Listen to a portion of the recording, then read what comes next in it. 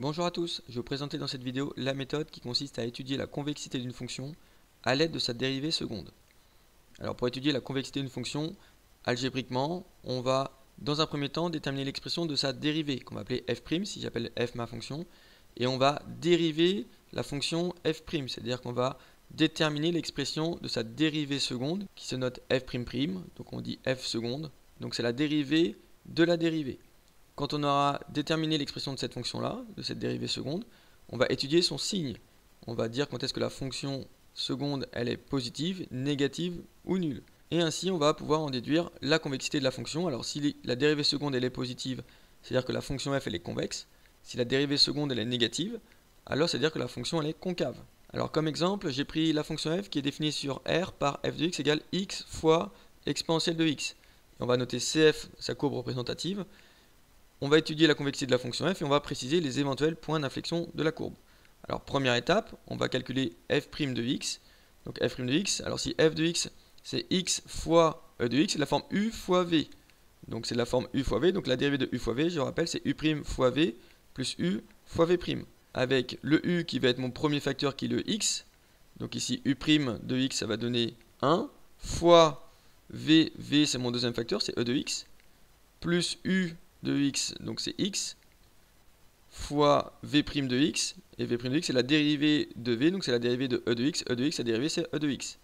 Donc ça me donne f' de x. Alors je peux simplifier un petit peu, je peux par exemple factoriser par e de x, qui est un facteur commun, je mets e de x facteur de 1 plus x, de tout ce qui me reste. Il me reste le 1, il me reste le plus, il me reste le x. Donc e de x facteur de 1 plus x, c'est l'expression de ma dérivée, qu'on note f'.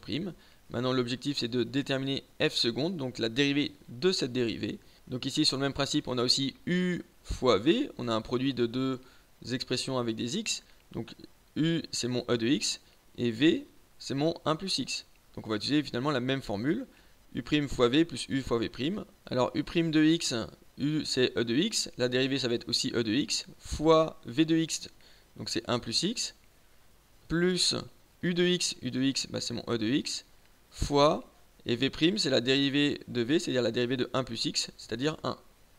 Je peux, une fois de plus, factoriser par e de x, donc je mets e de x en facteur commun devant, je mets des grandes parenthèses et je mets tout ce qui reste. Il va me rester le 1 plus x, il va me rester le plus et le 1.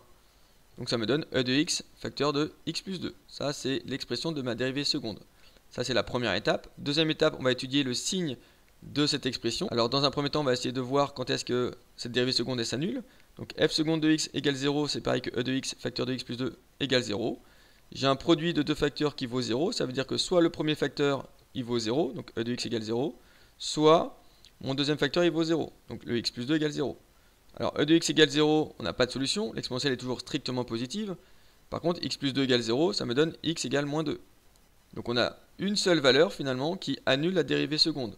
Alors si je fais un tableau dans lequel je vais mettre tous mes résultats, donc je vais mettre x sur la première ligne, f seconde de x sur la deuxième ligne, et la fonction f de x sur la troisième ligne.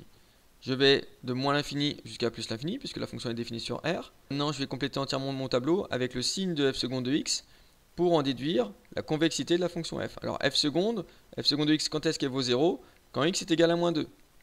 Maintenant, f seconde, c'est l'expression qui est ici. On a e de x qui est toujours strictement positif, et x plus 2 qui est une expression du premier degré, qui est de la forme ax plus b, avec le a qui est 1, qui est positif. Donc comme a est positif, on va commencer par moins, puis plus. Ça veut dire que si je prends n'importe quel nombre entre moins l'infini et moins 2, je calcule l'image par l'expression, je vais trouver un nombre négatif. Même principe ici, du côté entre moins 2 et plus l'infini, on va trouver une image positive. Donc j'ai le signe de f seconde de x, maintenant je peux en déduire la convexité de la fonction f. Quand f seconde est négative, on a dit que la fonction f, elle était concave. Puis entre moins 2 et plus l'infini, f seconde est positive, c'est-à-dire que sur cet intervalle-là, ma fonction f elle va être convexe. On a ici un point d'inflexion, puisque la fonction f passe de concave à convexe. Ce point d'inflexion, son abscisse, c'est moins 2. Si on veut vérifier graphiquement nos résultats, si je trace ma courbe de la fonction f, on a le point A ici qui est abscisse moins 2, qui est mon point d'inflexion.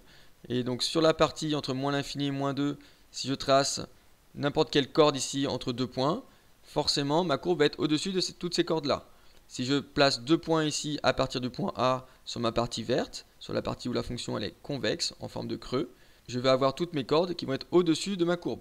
Ici sur la partie bleue, on a la courbe qui est très légèrement en forme de bosse, et sur la partie verte qui est en forme de creux. Si je trace la tangente au point A, on va avoir une tangente qui va traverser la courbe.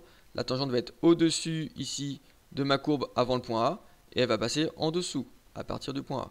J'espère que vous avez compris comment étudier la convexité d'une fonction à l'aide de sa dérivée seconde. Merci de m'avoir écouté. À bientôt.